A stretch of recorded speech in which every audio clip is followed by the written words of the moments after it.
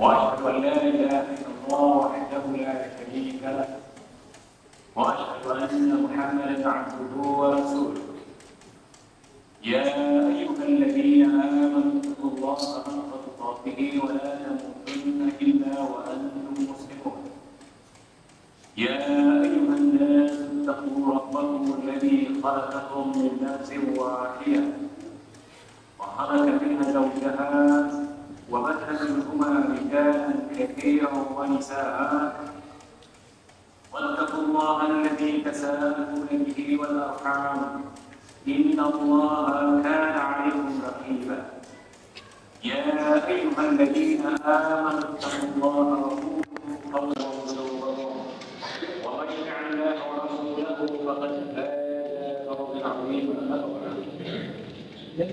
فإن أحسن الحديث كتاب الله عز وجل وأحسن الهدي هدي محمد صلى الله عليه وسلم وشر الأمور محدثاتها فإن كل محدثة بدعة وكل بدعة ضلالة وكل ضلالة في النار. أساتذتي الفضلاء إخواني وأخواتي وأبنائي الكرام, alhamdulillah, syukur kepada Allah Subhanahu wa taala.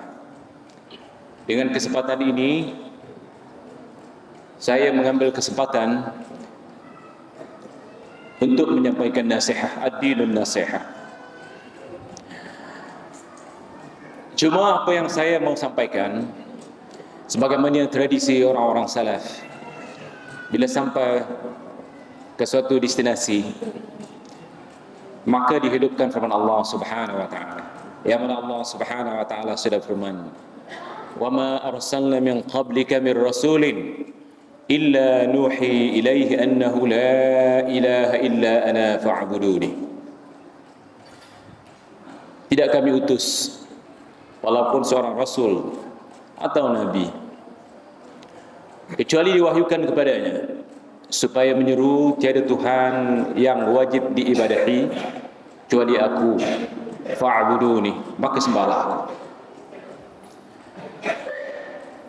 Di Malaysia, di Singapura, di Indonesia, di Brunei atau di Nusantara, kita menghadapi masalah yang sama, menghadapi kesyirikan, bid'ah, khurafat dan tahayyul. Itulah yang paling payah di antara kepayahan untuk berdakwah kepada mereka yang tradisinya sejak dulu sampai sekarang masih diamalkan budaya tradisi syirik, bid'ah, khurafat dan takhayul. Kita sudah maklum bahawa dosa besar yang paling besar kalau mati tidak bertobat, maka tepatnya di Jahannam, dihumban ke dalam neraka Jahannam. Sehingga Rasulullah SAW pernah bertanya kepada para sahabat, "Ala unabbi'ukum bi akbaril kabair?" Qalu bala.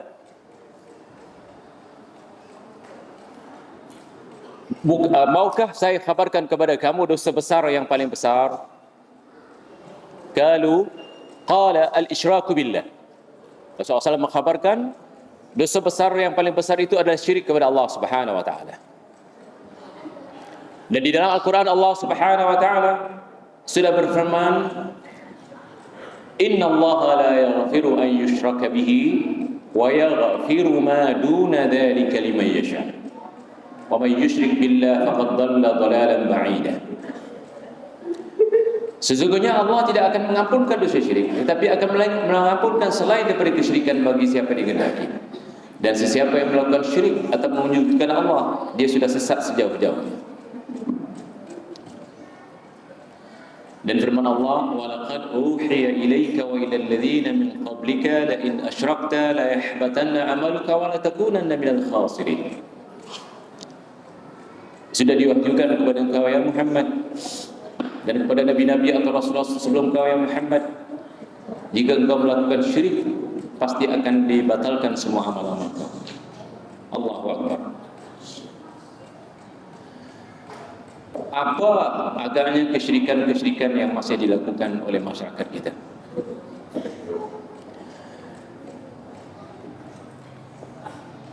Ya, manusia kalau tidak dibekali dengan ilmu, dia akan menghidupkan kesyirikan. Sejak ibu yang menghamilkan anak, ibu-ibu yang mengandungkan anak itu sudah dimulai dengan kesyirikan. Saya rasa di Singapura, di Malaysia, di Indonesia, di Brunei sama. Mungkin di sini tidak ada satu istilah, kalau ada tolong dijawab nanti. Istilahnya lenggang perut. Orang yang hamil sudah sampai kandungannya 7 bulan ataupun 8 bulan, itu ada lenggang perut. Di sini mungkin tak ada ya, tapi di Malaysia ada. Ibu-ibu ya yang sudah kandungannya 7 bulan, itu diletak di tengah-tengah kain. Orang laki-laki yang ujung sebelah kanan pegang ujung, sebelah kiri pegang ujung, sebelah kaki begitu. Nanti digoyang begitu. Di sini ada. Oh, itu namanya lenggang perut. Kepercayaannya supaya senang nanti beranak. Itu ada mentera-menteranya, ada jampi-jampinya. Ini dinamakan dalam istilah syara kita tahayyul khurafat, bid'ah dan boleh bawa syirik. Kalau ada di sini tolong dihentikan. Istilahnya lenggang perut. Dan hamil, kalau sudah tahu hamil, ibu Melayu dia, itu banyak pantangnya. Dan pantang-pantang ini juga boleh membawa kepada bid'ah, khurafat, takhayul dan syirik. Kita kan mau anak yang diberkahi, keturunan yang bagus. Tapi kalau disambut anak yang di dalam kandungan ini dengan bid'ah, khurafat, takhayul dan syirik, Allahu Akbar. Ketika keberkatannya ditarik oleh Allah, dicopot oleh Allah. Apa di antara pantang-pantangannya? Kalau di Malaysia, kalau ada ular masuk ke dalam rumah, itu ditanya dulu, kalau kau ini ular atau jin? Ditanya, kau ini ular atau jin kalau ular masuk? Biasanya ular boleh bercakap, boleh bercakap atau tidak? Ditanya itu. Karena saya kuliah di seluruh Malaysia, di Singapura, jadi sering ditanya seperti ini kan. Kalau istri saya hamil, ada ular masuk, itu jin atau ular? Nanti ditanya. Kalau tidak menjawab, baru dipukul. Bermakna itu katanya ular. Tapi kalau si ibu hamil, si suami tidak boleh pukul ular. Nanti terkenan. Ada istilah sini terkenan. Nanti kalau si bapak memukul ular, nanti takut anaknya kalau keluar sisiknya seperti ular. Apa nama itu? Kalau orang Malaysia mengatakan terkenan. Di sini apa istilahnya? Walat. Allahu Akbar. Subhanallah. Siapa yang percaya dengan kepercayaan seperti ini boleh bawa syirik, boleh membawa khurafat, takhayul, dan ini perkara bid'ah. Jadi si suami tidak boleh pukul. Kalau pukul nanti, begitu juga kalau ada ketek, monyet, kera kata orang Singapura. Kalau masuk ke rumah curi makanan jangan dipukul. Tapi itu tidak ditanya. Ular ditanya. Takut nanti katanya kalau dipukul oleh suami yang sedang istrinya mengandung, nanti terkenan. Anak itu seperti ketek nanti. Lihat. Apa nama ini? Takhayul, khurafat, boleh membawa kepada syirik dan perkara bid'ah. Begitu juga kalau sudah beranak nanti, itu ada tebuni. Tahu tebuni? Apa istilahnya sini? Kalau orang beranak itu kan ada sarung bayi itu. Apa dipanggil? Orang Malaysia, orang Singapura mengatakan tebuni. Lahir saja kan ada tebuni. Apa itu sini Ustaz? Hari-hari, ya hari-hari. Kalau di Malaysia hari-hari ini, kalau melahirkan di rumah sakit, itu hari-harinya dibawa pulang. Nanti dimandikan 7 kali mandi. 7 kali mandi dimandikan, dicuci, dimandikan, istilahnya dimandikan. Nanti dikapankan dengan kain putih. Nanti ditaruh di dalam mangkuk daripada tanah. Kalau anak perempuan, bayi perempuan, ditaruhnya garam, ditaruhnya asam, ditaruhnya jarum. Apa katanya? Semoga nanti pandai masak.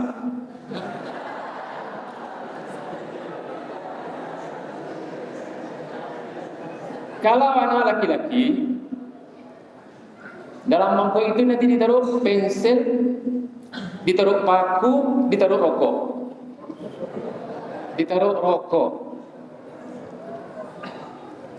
Kenapa ditaruh pensil, ditaruh paku, ditaruh rokok? Supaya pandai melukar. Bikin rumah tukang, itu kerjaan laki-laki. Lihat, ini khurafat takhayul, boleh membawa syirik. Ini perkara bid'ah. Di sini bilang tidak ada ya? Ada dibuat seperti itu di sini, di Jawa. Ada. Perawinya ada. Ada kan?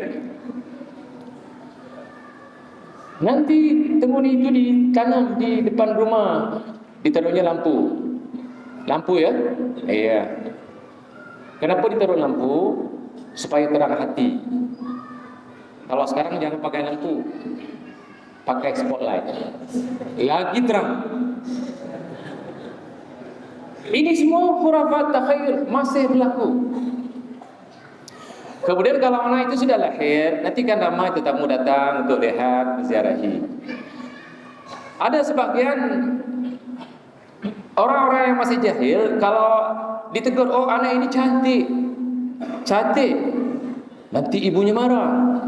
Dia tak suka disebut cantik, nanti pergi dapur, diambilnya arang, dia letak di sini. Apa namanya itu? Kalau bahasa Indonesia tak tahu lah, tapi kalau bahasa Malaysia, nanda. Ditaruhnya nanda di sini. Anak kecil tadi, kalau orang mengatakan, oh anak ini comel, cantik, cute kata orang sekarang. Jadi ibunya nanti cepat-cepat kemana? Ke dapur. Ambil apa? Ambil arang, dicuit begitu, ditaruh di sininya. Supaya apa? Jangan ditegur. Ditegur apa? Kononnya ditegur hantu dan sebagainya. Anak kecil buat apalah hantu mau tegur. Yang sekarang oleh kerana orang di Singapura sudah tidak pakai dapur kayu lagi, di mana cari arang? Arang rokok. Tempat rokok itu ditenyek seperti ini, sudah ditenyek ditaruh di anak. Bagaimana anaknya besok tak bisa rokok? Kecil-kecil sudah kasih bau rokok. Ini masih berlaku. Di sini kan banyak anak-anak Malaysia. Cuba tanyakan kepada anak-anak Malaysia. Mereka menjadi perawi. Kerana cerita ini benar. Sesiapa yang masih mengamalkan tradisi yang takhayul khurafat ini, kalau dipercaya boleh membawa kepada syirik. Ingat, innallaha la yaghfiru an yushraka bihi wa yaghfiru ma duna dzalika liman yasha. Allah tidak akan mengampunkan dosa syirik, tetapi akan mengampunkan selain daripada kesyirikan bagi siapa yang dikehendaki. Jadi amalan-amalan syirik seperti ini masih diamalkan oleh orang-orang Indonesia, orang Malaysia, orang Singapura, dan orang-orang di selatan Thailand, orang Filipina, dan dikatakan orang Melayu. Setelah saya kaji, rupanya tradisi ini daripada Hindu. Itu salah satu daripada suluk orang-orang Hindu. Apa kata Rasulullah? Jika kita tersyabuh dengan suluk orang-orang yang bukan orang Islam, terutama agama yang bukan agama Islam, man tashabbaha biqaumin barakallahu fikum fahuwa minhum. Makanya bila kita sudah masuk Islam, tradisi-tradisi yang tahayyul khurafat ini wajib ditinggalkan. Quran mengatakan udkhulu fis silmi kaffah. Masuklah ke dalam Islam keseluruhannya. Jangan seperti orang Yahudi atau ahli kitab. Afatu'minuna bi ba'dil kitab wa takfuruna bi ba'd?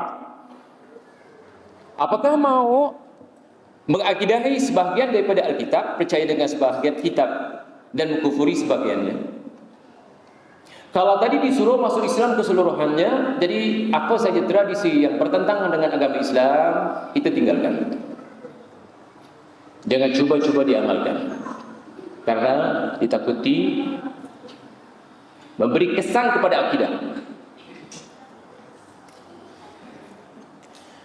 Dan ada juga istilah di Malaysia sampai sekarang, itu turun tanah. Tahu istilahnya turun tanah? Di sini ada apa tidak? Ada yang ngangguk, sana ada katanya.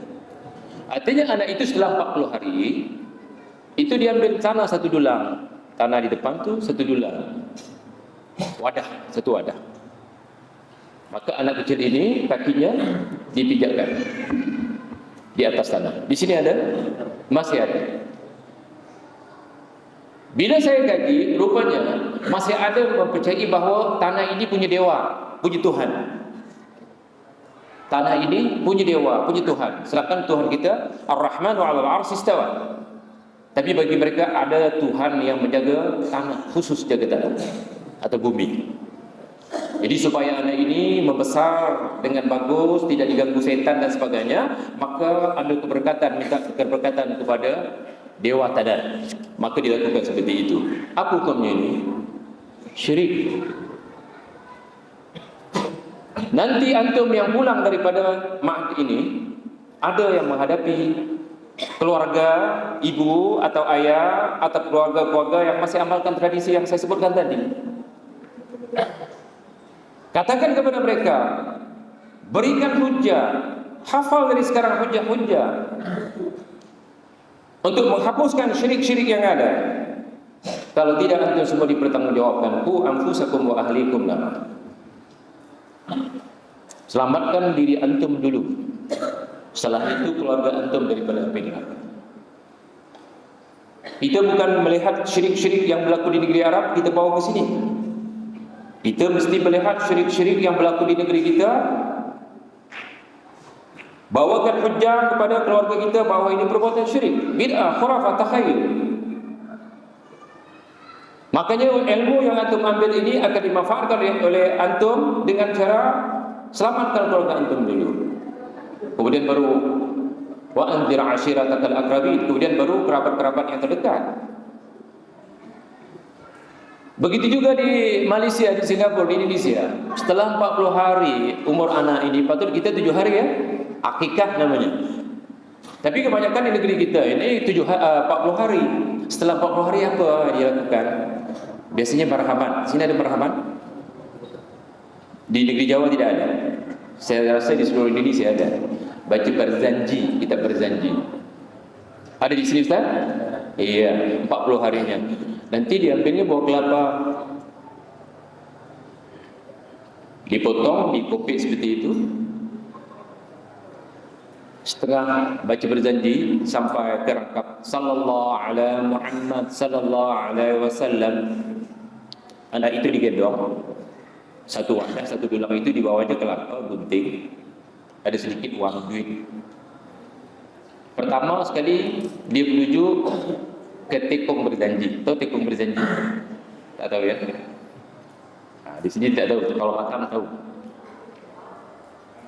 Yang jadi ketua berjanji, baca berjanji itu, biasa di sini apa Pak Lora ya? Ketua kaum, ataupun Pak Imam, ataupun Pak Kiai.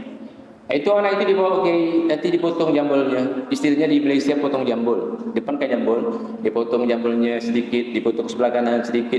Macam umrah orang sini apa? Tahlul begitu. Tapi tahlul yang beda.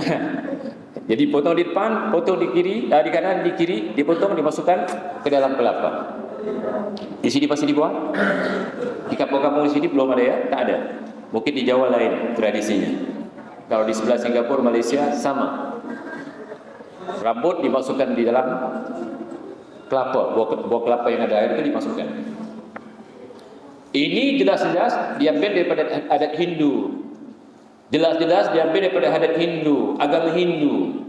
Jadi kalau ada di kampung anak-anak yang masih belajar di sini, jadi kalau pulang, ayo Ajak ibu-ibu tinggalkan tradisi yang syirik mungkar ini.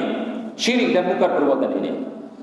Makanya kita besok kalau ada anak, ya bakal jadi suami bapak-bapak di sini yang anak-anak ini, insyaallah. Ada yang tak mau kawin, semua mau kawin kan? Ya kalau kawin nanti tradisi ini jangan diambil. Kalau ada kemampuan 7 hari kita kekal, cerita kekal nanti tanyakan kepada ustaz. Jadi perbuatan seperti ini kalau dilakukan itu boleh menjejaskan akidah. Jadi syirik seperti ini tidak ada di negeri Arab. Bid'ah seperti ini tidak ada di negeri Arab. Takhayul seperti ini tak ada di negeri Arab. Khurafat seperti ini tak ada di negeri Arab. Kalau kita kendong bawa ke negeri Arab, Arab pun tak tahu.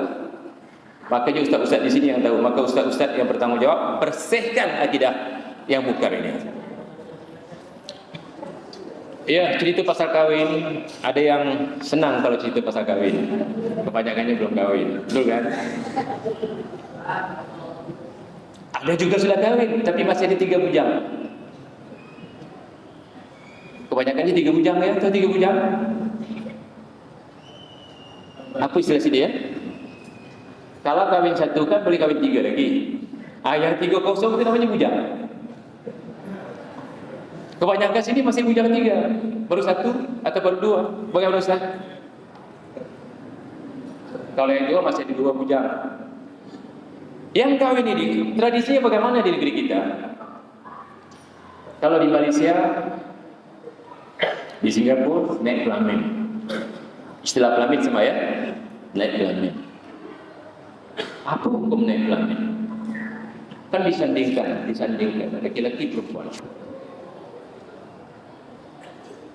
Kalau kita kaji pengantin yang dinaikkan kelamin itu banyak syirik, bid'ah, khurafat, takhayul. 4 ini cukup.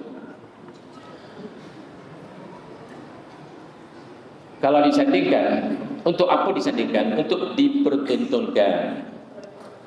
Biasanya jam 4 di Malaysia itu saat-saat kemuncak. Kemuncak apa? Orang datang mau tengok kelamin yang disandingkan di atas ataupun pengantin yang disandingkan di atas kelamin.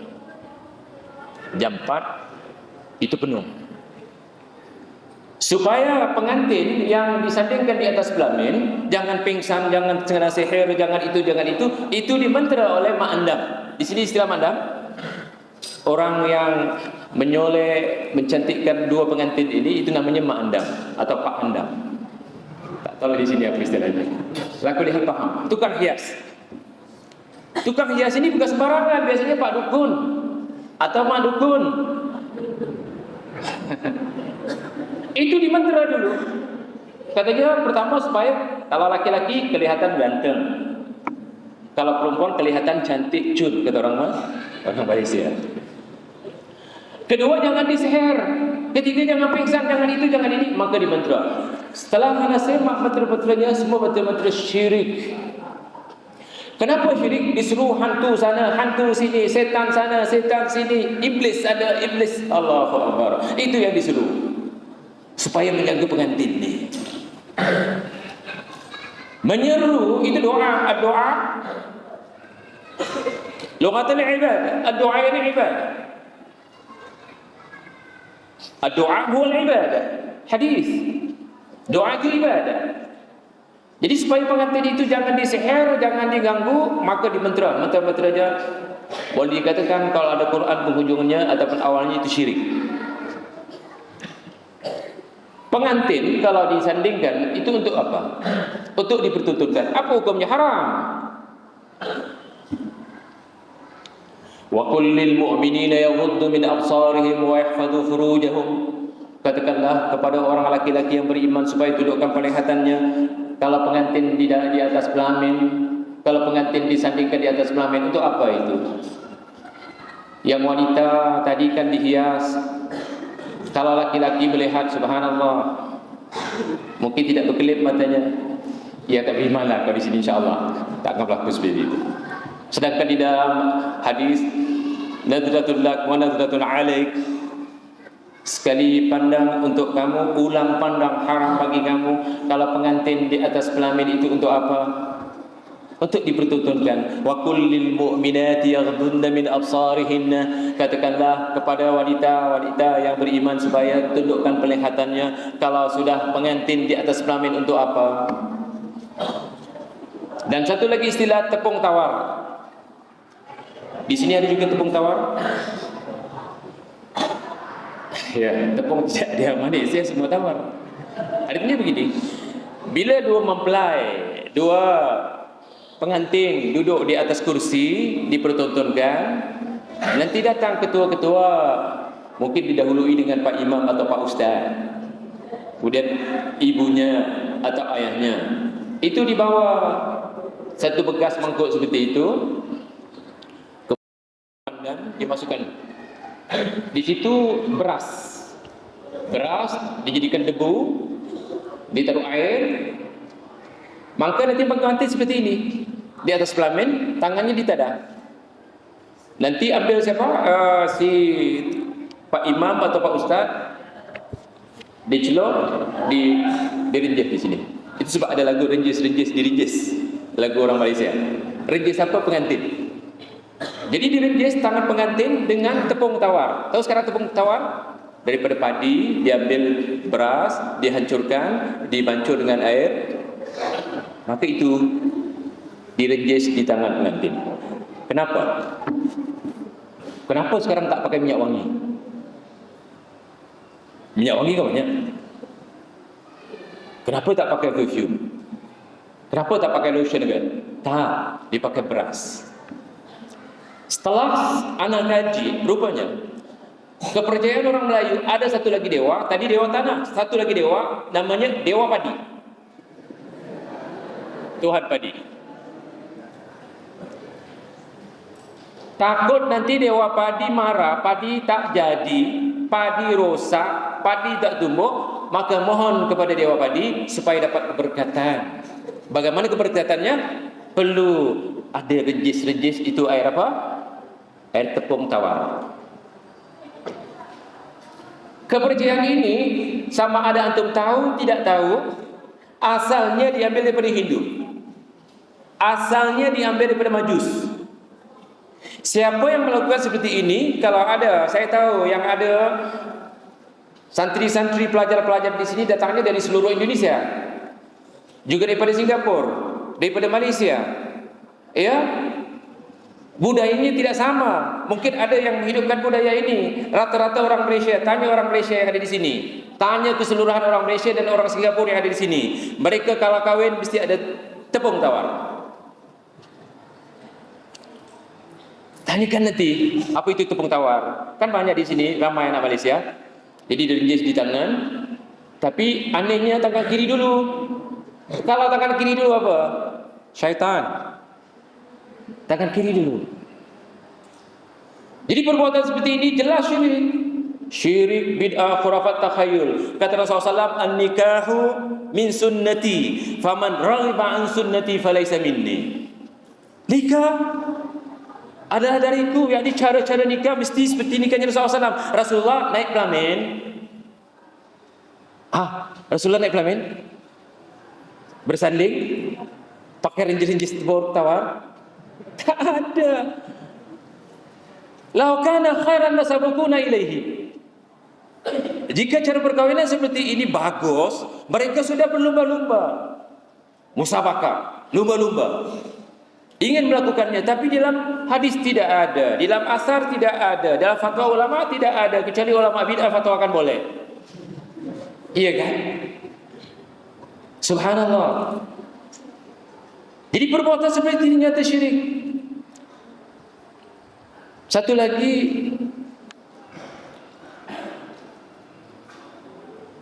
diistilahkan di Malaysia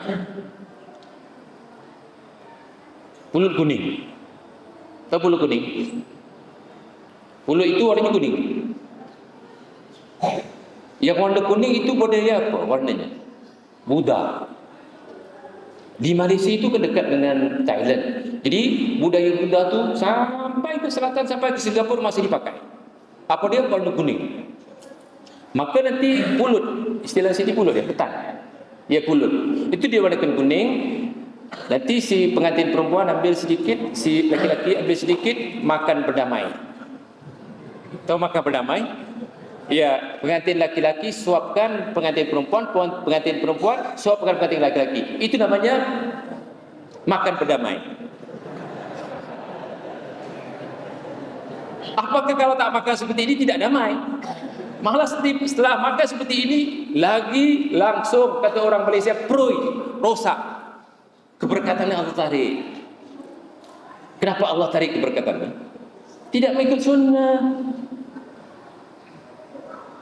Faman kana fatratahu ila sunnatin faqad ihtada. Faman kana fatratahu ila bid'atin faqad dhalla. Jadi fatrah-fatrah yang mereka lakukan bid'ah, khurafat, syirik, takhayyul. Ini tidak ada di negeri Arab. 10 tahun, hampir 11 tahun saya di negeri Arab. Saya tidak lihat khurafat, bid'ah, khurafat, takhayyul seperti ini. Kecuali di negeri kita nih, di Tanah Melayu, di Nusantara. Maka bid'ah-bid'ah seperti ini, khurafat, takhayyul, kerja antum semua nih untuk menghapuskan. Hapuskan.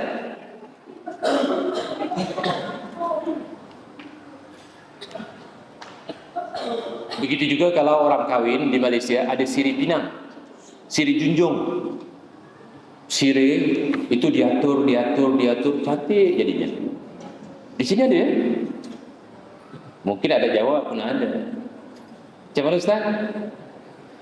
Daun sirih itu disusun, dicantikkan, itu kadang-kadang seperti pohon ya. Nanti ditaruh di sudut. Nanti pengantin laki-laki tafakkur.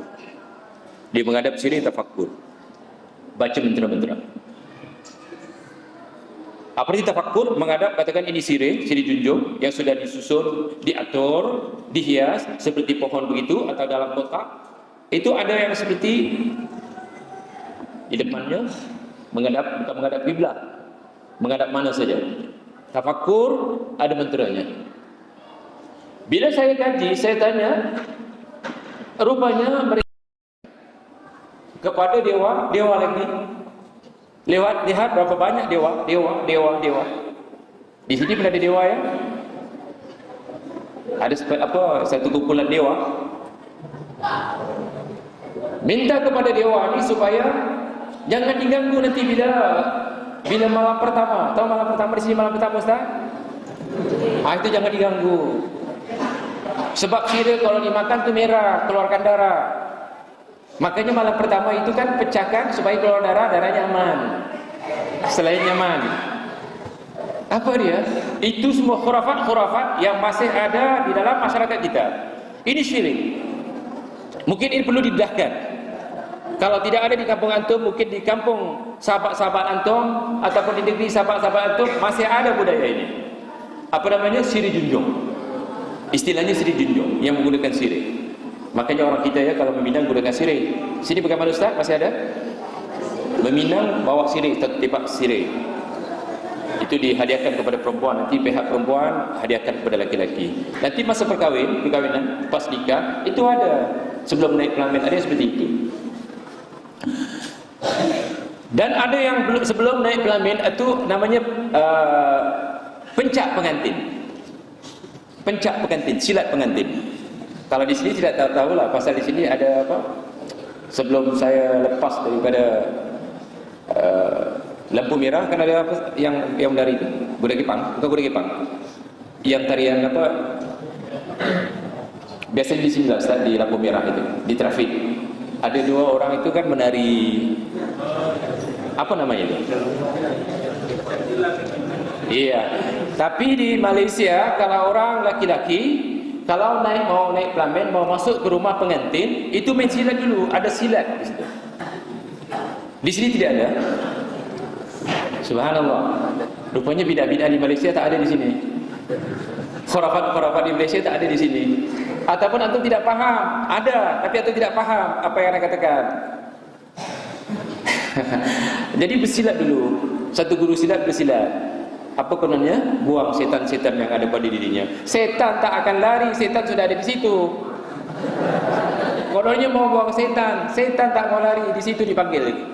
Separuh dengan gendang silat, main silat. supaya bila naik ke pelamin aman. Jadi perbuatan seperti ini adalah perbuatan-perbuatan yang ditegah dalam Islam. Saya mau tanya ya, kalau di Malaysia ada satu kepercayaan khurafat, kalau rumah-rumah yang terang seperti ini masuk kupu-kupu, rama-rama. Tahu kupu-kupu? Masuk waktu malam. Apa kepercayaan orang sini? Apa dia? Tetamu. Sama lah tu. Di Malaysia kalau kupu-kupu rama-ramanya besar, tamunya besar. Iya kan? Kalau kupu-kupunya rama-ramanya kecil, tamunya kecil. Bagaimana kalau tak datang tamu? Iya, ada tamu besar datang, setan. Sebab apa kepercayaan? Ini namanya takhayul khurafat. Buang, boleh bawa? Syirik. Ataupun di Malaysia, di Singapura, kalau di atas rumah itu, di atap rumah ada burung hantu. Di sini namanya burung apa? Burung apa? Sama burung hantu. Kalau bunyi burung hantu, semua anak-anak masuk bilik tidur selimut. Kenapa? Ada tanda kematian. Siapa mau mati? Itu kalau ada burung. Sama ya? Itu perlu dibuang. Di negeri Arab tak ada itu. Saya tanya ke masyayikh, kata masyayikh itu tidak ada. Itu khurafat takhayul. Ya? Kalau ada di negeri Arab bukan di atas rumah, mungkin di atas pohon. Walaupun ada ceritanya dalam hadis ya. Begitu juga rumah kita kan banyak cicak. Kalau orang ngobrol, orang masyarakat, meeting, bunyi cicak. Betul kata cicak. Paham? Mereka kan sedang berbual, sedang ngobrol, sedang bercakap-cakap. Nanti kan satu orang yang agaknya emosi, dia katakan, saya katakan betul. Tiba-tiba cicak itu bunyi, dia ketuk ni. Betul kata cicak. Bukan di bawahnya hujah dan Quran. Dia katakan cicak betul. Kalau orang Malaysia mengatakan itu cicak men. Kalau kita cicak men, Allahu Akbar. Khurafat takhayul di sini, di Malaysia, di Indonesia, di Brunei, di selatan Thailand. Kerana dakwahnya sampai ke selatan Thailand. Sama. Di Sabah, Sarawak, sama. Apakah bid'ah-bid'ah ini kalau ditanyakan kepada masyayikh, separuh masyayikh ditanyakan tak faham dia. Tetapi antum perlu paham, ini adalah khurafat takhayul yang masih ada, masih tebal di negeri kita. Jadi antum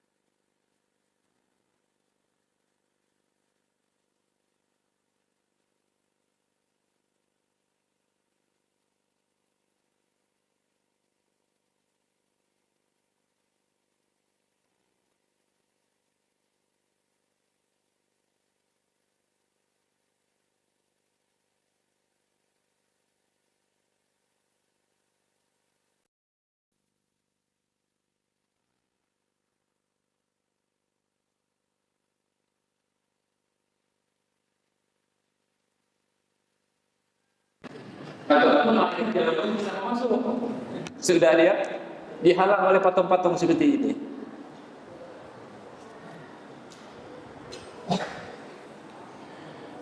Dan yang paling banyak saya hapuskan di antara jamaah yang sudah ikut kuliah kita yang sudah istiqamah itu tangkal, jimat. Allahu Akbar. Kalau ada di sini masih pakai jimat, kasihkan ustaz supaya dihapuskan. Coba tanya jamaah daripada Singapura. Ana kalau mau dibawa tangkal yang sudah diambil daripada jamaah yang sudah ikut pengajian, itu berbakul-bakul, berkantong-kantong. Bukan sedikit, satu kantong, satu goni itu. Tanyakan ke saudara Abdul Ghani di depan ini. Dia sudah. Jadi jimat-jimat atau tangkal, istilah sini tangkal ya. Jimat atau tangkal atau wafa atau pendinding kata orang sana atau pelindung. Orang salaf yang tak paham salaf, ngaku-ngaku salaf, itu pun masih pakai tangkal. Lihat. Jadi tangkal-tangkal ini apa isinya? Separuh boleh dibuka, isinya keris. Allah, keris seperti ini. Bagaimana mau berjuang keris yang seperti itu? Kadang-kadang dalamnya pisau, juga pisaunya tumpul lagi. Kadang-kadang di dalamnya bumbu. Tahu ya? Di dalamnya bercak, cili merah yang kering, apa dipanggil itu, buah keras, bumbu. Itu dimasukkan di dalam satu kain, diikat ataupun dijahit. Bila dibuka itu bumbu. Kenapa bumbu ini boleh ada power? Di rumah kita kan banyak bumbu, rempah kata orang Malaysia. Kenapa tak ada power? Cuba kalau pandai masak, maka sedap. Tetapi ini dijadikan tangkal, bila dibuka di dalamnya, subhanallah. Kadang-kadang di dalamnya kayu, kadang-kadang di dalamnya batu, kadang-kadang di dalamnya keluli, besi, jarang-jarang emas.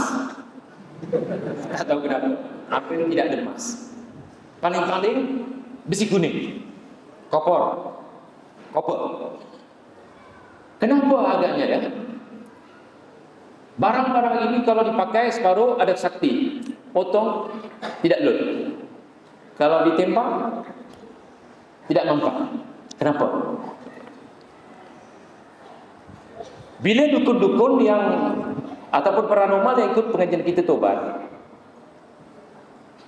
hatta ini boleh ada power. Tahu power ya? Kekuatan. Bila dipakai, orang tu ada kekuatan. Kenapa? Ini disihir. Disihir. Ada mentera-mentera, walaupun mulanya dibaca Al-Quran misalnya, Qul huwallahu ahad, Allahus samad, lam yalid walam yulad walam yakul lahu kufuwan ahad. Tapi penutupnya itu fu kanan, fu kiri, berkat doa bagi da'ali. Di antara mentera yang sering dimain-mainkan di mana? Di Malaysia. Fu kanan, fu kiri, berkat doa bagi da'ali. Siapa bukan da'ali? Khalifah kita yang keempat.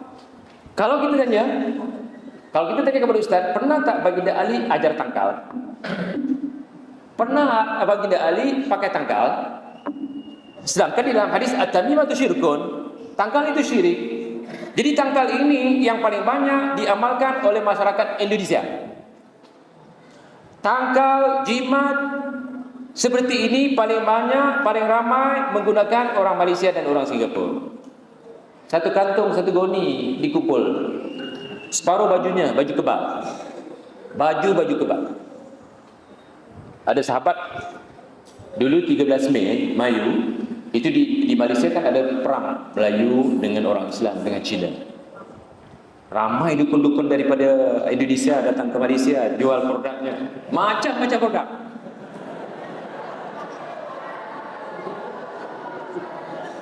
Yang paling laku baju kebal. Apa itu baju kebal? Baju itu ditulis wafa, alif, ba, jim, dal, entah apa-apa, diulang, diputar sana, diputar sini.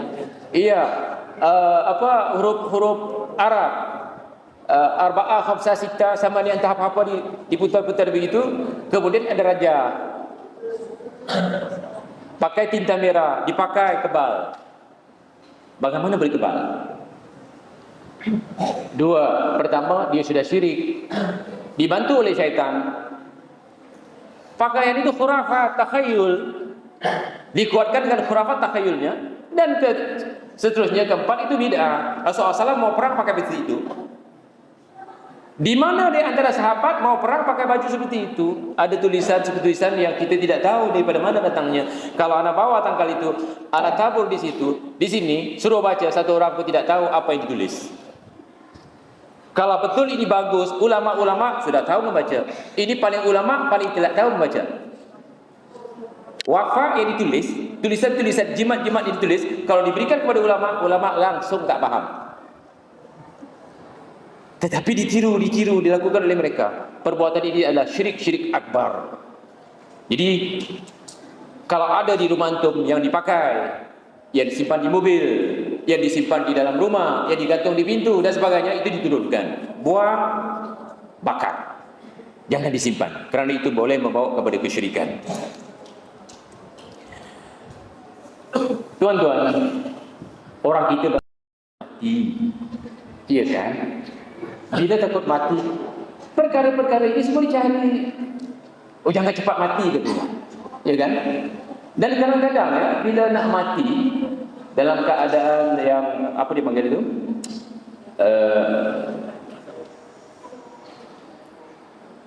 orang yang hampir mati apa dipanggil sini? Nazak ya. Dalam keadaan nazak.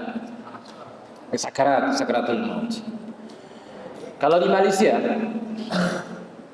yang agak-agak Pak Imam, Pak Lebay, itu dipanggil orang satu kampung. Baca Yasin. Baca Yasin.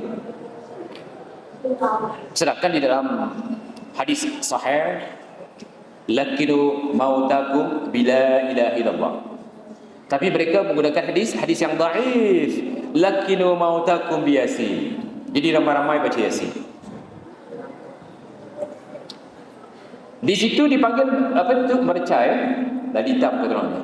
Nanti di sini penuh dengan merca, di sini mangkuknya kosong. Kalau ustaz sudah baca Yasin sudah habis, ambil satu, masukkan ke mangkuk yang kosong.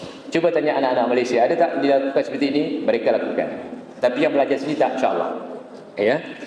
Jadi berapa yang sudah terkumpul? Kalau 100, nanti sampai 100 harinya ada Yasin.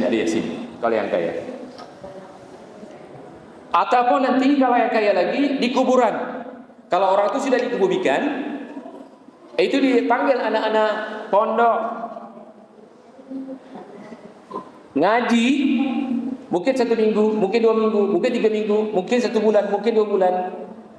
Anak pernah tanya kepada guru yang mengajar seperti ini, apa katanya? Ini khurafat takhayul. Keyakinan mereka kalau orang sudah ditanam, kalau 7 langkah yang terakhir orang yang mengiringi kemana? Ke kubur. Orang yang meninggalkan kubur 7 langkah yang terakhir katanya lepas 7 langkah terakhir maka malaikat datang.